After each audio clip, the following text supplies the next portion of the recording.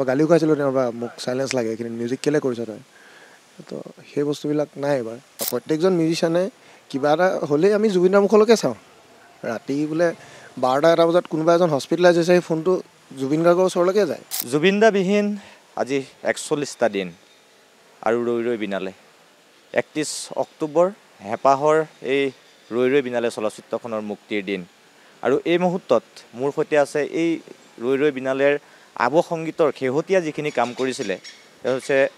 পৰান্দা মোৰ লগত আছে যাক আমি জ'জ' বুলি কওঁ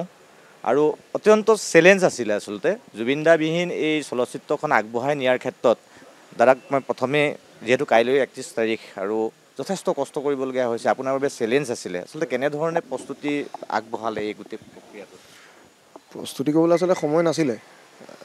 জুবিন দা যিদিনা নোহোৱা হোৱা খবৰটো আহিলে তাৰ ঠিক এদিন বা দুদিনৰ পিছতে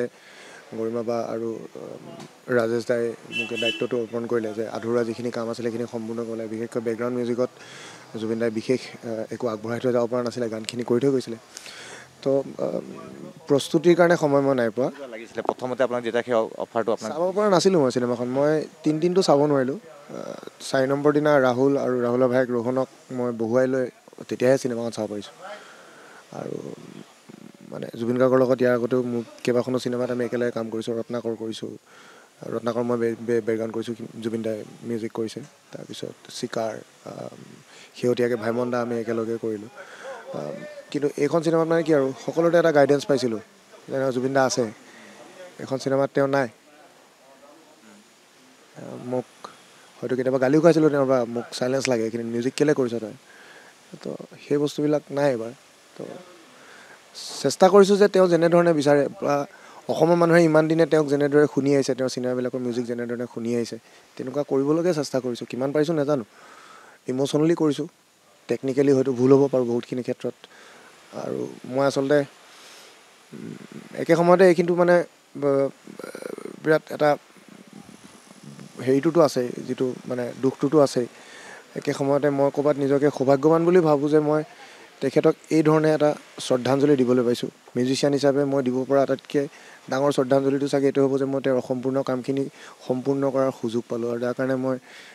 ৰাজেশ ভূঞা গৰিমা শইকীয়া গাৰ্গ আৰু এই গোটেই শ্যামন্তক দা এই গোটেই টীমটোকে আচলতে মই ধন্যবাদ দিব লাগিব ভয় লাগিছিলে নেকি যেতিয়া প্ৰথমতে ধৰি লওক ডেফিনেটলি লাগিছিলে আগতে চিনেমাক মোক কৈছোঁ মই আগতে তেওঁ আছিলে তেওঁ মোক কৈছিলে মই কিবা এটা নেজানিলে আমি অকল চিনেমা বা গানৰ কামখিনিৰ ক্ষেত্ৰতে মানে যিকোনো কথাতে অসমৰ প্ৰত্যেকজন মিউজিচিয়ানে কিবা এটা হ'লেই আমি জুবিনৰ মুখলৈকে চাওঁ ৰাতি বোলে 12টা বজাত কোনোবা এজন হস্পিটেলাইজ হৈছে সেই ফোনটো জুবিন গাৰ্গৰ ওচৰলৈকে যায় তো সেই মানুহজন নথকাকৈ মানে এইটো ভাবিব নোৱাৰা কথা আচলতে যিহেতু গোটেই চলচ্চিত্ৰখন সংগীতক লৈ অৰ্থাৎ মিউজিকেল এখন চলচ্চিত্ৰ গতিকে মিউজিকেল চলচ্চিত্ৰ হিচাপে কেনেকুৱা ধৰণৰ মানে সংগীত তাতে আপোনালোকে সংযোগ কৰিছে শেহতীয়াকৈ কাৰণ দাদা নাই দাদাৰ যিটো তেওঁৰ মনেদি যিখিনি কৰিলেহেঁতেন সেইখিনিতো চাগে তেওঁৱে জানিলেহেঁতেন কিন্তু আপুনি যিহেতু এতিয়া সম্পূৰ্ণ গোটেই দায়িত্বটো আপুনিয়ে এককভাৱে কৰিবলগীয়া হৈছে আচলতে এইখন চিনেমা দাদাই নিজে কৰা কথা আছিলে আৰু এইখন চিনেমাৰ বিষয়ে দাদাৰ মোৰ মাজত বিশেষ কোনো কথা বতৰা হোৱা নাছিলে কিন্তু আমি মাজে মাজে কিছুমান সময় শ্বেয়াৰ কৰোঁ কেতিয়াবা তেওঁ মোৰ ষ্টুডিঅ'লৈ আহে মই তেওঁৰ ষ্টুডিঅ'লৈ আহিছোঁ কেতিয়াবা হয়তো তেওঁৰ কিছুমান গান শুনিছোঁ আৰু ৰৈ ৰৈ বিনালেখন যেতিয়া তেওঁ গানবিলাক কম্প'জ কৰি আছিলে তেতিয়া তেওঁ সেইখিনি সময়তে আমি দুবাৰ লগ পাইছোঁ আমি দীঘলীয়াকৈ কথা পাতিছোঁ এটা ৰাতি আমি প্ৰায় গোটেই ৰাতিটোৱে আৰু কথা পাতিছোঁ আৰু গান শুনিছোঁ সেইখিনি সময়তে ৰৈ ৰৈ বিনালে কাম কৰি আছিলে সেইখিনি সময়ত আমি ষ্টিং শুনিছোঁ আমি বহেমিয়ান ৰেপছডি শুনিছোঁ সেই বিষয়ে কথা পাতিছোঁ তো সেই বস্তুবিলাক মোৰ মনত অকণমান ক্ৰিয়া কৰিলে যেতিয়া হেৰি হ'ল যে তেখেতে সেই ৰৈ ৰৈ বিনালে মিউজিক কম্প'জ কৰি থাকোঁতে তেখেতনো কেনেকুৱা ধৰণৰ এটা মানে মুডত আছিলে তেখেতে কেনেকুৱা ধৰণৰ মিউজিক কৰিবলৈ বিচাৰিছিলে তেনেকৈয়ে মই উলিয়াই ল'ব লগা হৈছে কাৰণ তেওঁতো মোক একো কৈ থৈ যাব নোৱাৰিলে আৰু মানে তেওঁৰ নিচিনা কৰাটো অসম্ভৱ জুবিন গাৰ্গ কোনো হ'ব পাৰিব জুবিন গাৰ্গৰ নিচিনা কোনে মিউজিক কৰিব পাৰিব আমি যদি 5% মানুহ কৰিব পাৰিছোঁ মই সেইটোকে মই সাৰ্থকতা বুলি ভাবিম নিজৰ যেতিয়া আপুনি ধৰি লওক সম্পূৰ্ণ স্ক্ৰিপ্টখন পঢ়িলে স্ক্ৰিপ্টখন পঢ়াৰ পিছত যিহেতু দাদা নাইকিয়া সেই অনুভৱটোতো বা সেই কথাখিনি থাকে এইখিনি সময়ত মোক সহায় কৰিছে মোক ৰাহুল গৌতম শৰ্মাই সহায় কৰিছে মোক ৰাজেশ ভূঞাই সহায় কৰিছে তেওঁলোকে মোক বুজাই দিছে যে এইটো বস্তু আমি এনেকৈ শ্বুট কৰিছিলোঁ জুবিন দাই এইটো কৈছিলে জুবিন দাই এইটো কৈছিলে কাৰণ প্ৰথমৰখিনি মই একোৱে নাজানো মই শ্বুটিঙৰ পৰ্যায়লৈকে একো নাজানো মই তাৰ পিছৰখিনিহে মই পাইছোঁ। গতিকে তেওঁলোকে মোক যথেষ্টখিনি সহায় কৰিছে, কৈছে যে এইখিনি বস্তু এনেকৈ বিচাৰিছিলে। তো মই যে ক'লোঁ তেওঁৰ লগত যিখিনি মই জুবিন গাৰ্গৰ লগত যিখিনি কথা পাতিছিলোঁ যোৱা ছমাহ এবছৰৰ ভিতৰত, যিখিনি সময়ত তেওঁ ৰৈ ৰৈ বিনালে কাম পূৰা মানে প্ৰেক্টিকেলি কৰি আছিলে, তেওঁতো বহুত বছৰৰ পৰাই কাম কৰি আছিলে, এইখনৰ ওপৰত চিন্তাও কৰি আছিলে।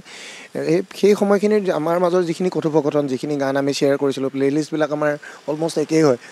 তো তেনেকুৱা সেই কথাখিনিৰ ওপৰত বেছ কৰিয়ে মিউজিকখিনি কৰিবলৈ যত্ন কৰিছোঁ। সেই অনুভৱখিনি লয়। তথাপিও যিহেতু কাইলৈ পালেহি, ওচৰ চাপি পালেহি, কাইলৈ সমগ্ৰ দেশবাসীয়ে হেঁপাহৰ এই চলচ্চিত্ৰখন চাব বা দাদাৰ সেই আধৰুৱা যিটো সপোন, সেই সপোনটোক আপোনালোকে দিন ৰাত একাকাৰ কৰি আপোনালোকে কাইলৈ ৰাইজৰ মাজলৈ উলিয়াই দিব। কি ক'ব এই মুহূৰ্তত? কেনেকুৱা লাগিছেতো আচলতে এতিয়া আচলতে যিহেতু তেওঁ নাই, তেওঁ চিনেমাখনৰ এটা ৰাফ কাট চাই গ'ল, মিউজিকখিনি শুনিবলৈ নাপালে, বেকগ্ৰাউণ্ড মিউজিকখিনি। তো সেইটো মোৰ কাৰণে মানে বৰ বিশেষ। তেওঁক যদি মই শুনাব পাৰিলোঁহেঁতেন তেতিয়াহ'লে মই যিটো ফিল কৰিলোঁহেঁতেন, এতিয়াতো সেইটো ফিল মই কোনো কাৰণতে কৰিব নোৱাৰোঁ। এখন যিমানেই হিট হওক, যিমানেই ব্লকবাষ্টাৰ হওক, যিমানেই যি নহওক, মই তেওঁ শুনি পেলাই তেওঁৰ পৰা তেওঁ যদি মোক এটা শব্দও ক'লেহেঁতেন তই ভাল কৰিছ বা বেয়া কৰিছ, সেইটো মোৰ কাৰণে যিটো মিনিং থাকিলেহেঁতেন, এতিয়া বাকীবিলাক মোৰ কাৰণে সিমান মিনিং